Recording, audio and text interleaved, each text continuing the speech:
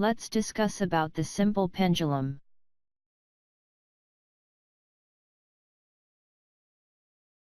What is a pendulum?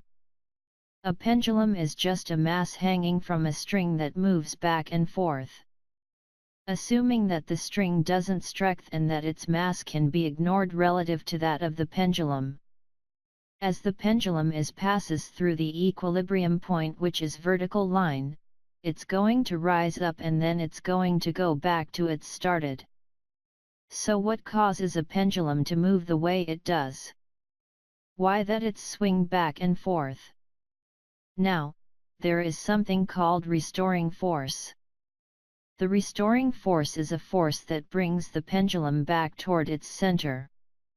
The more you increase the angle, the restoring force will increase too. At the equilibrium point, the angle is equal to 0. The restoring force also equal to 0. Keep in mind that the restoring force always acts such a way to bring the object back to equilibrium. When the pendulum is to the left, the restoring force is directed towards the right. The restoring force is equal to negative mg sine theta. The reason why it's negative is because it always opposite to the direction of the displacement.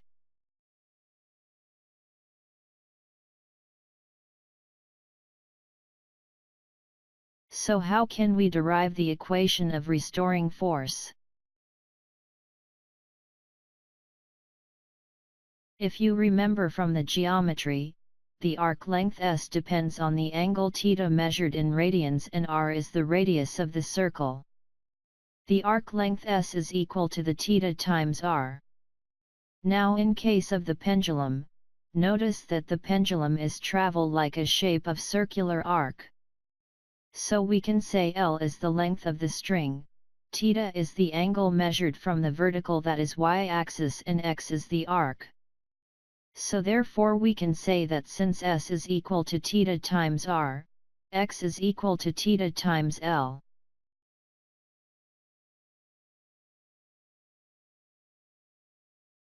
Now, let's draw a free body diagram of the pendulum.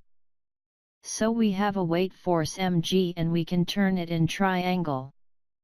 Note that the vertical axis is parallel to this line. Therefore this angle is equivalent to this angle. Then we have a tension force Ft that acts along the string. This side of the triangle is mg cos theta and other side is mg sin theta.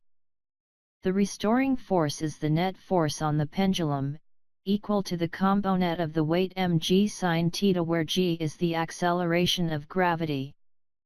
The minus sign here means the force is in the direction opposite to the angular displacement theta. Since F is proportional to the sine of theta and not to theta itself, the motion is not SHM. However, theta is approximately equal to theta if theta is small. To prove this factor out, take your calculator and make sure that it's in radian mode. Try to plug in some value. Sine of 0.1 radian equal to 0.0998 is approximately to 0.1. For 0.2 radian, is 0.1987. Sine of 0.3 is 0.2955. Sine of 0.4 is 0.3894. As you can see, it's still close, but as theta increases it begins to deviate from the theta. Sine of 0.5 is 0.4794. So that, when theta is small, sine theta is approximately equal to theta. Going back to the restoring force equation, F equal to negative mg sine theta. As theta is small, we can say that F equal to negative mg theta. Recall that x equal to theta times L. Solve the theta, we'll get x is divided by L. So F is equal to negative mg times x divided by L. Recall back, for spring the restoring force is equal to negative kx, Fitzhug's law. Now the pendulum and the spring is undergo simple harmonic motion. So we gonna use negative kx that we replace to the restoring force. The variable x will cancel and so we'll get k is equal to mg divided by L. K is proportional to mg but inversely proportional to L. So what can we do with this equation?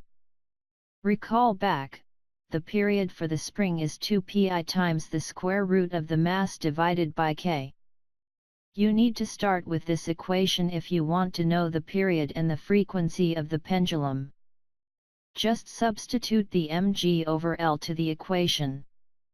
So that the period of the simple pendulum is equal to 2pi times the square root of the length L divided by the gravity g. There is another equation that we need to know, that is frequency. Frequency f is equal to 1 over the period t. So it's a 1 divided by 2pi times the square root of g divided by L. Notice that the mass m of the pendulum does not appear in these formulas for t and f. Thus we have the surprising result that the period and frequency of a simple pendulum do not depend on the mass of the pendulum. Next we want to identify the angular frequency omega. We know that omega is equal to 2 pi f. When we substitute the formula f, therefore the angular frequency is equal to square root of g divided by L. That's all for the simple pendulum. Today you have learned about the parameters of pendulum, the equation of period, frequency, and angular frequency. Thanks for watching. See you on the next video.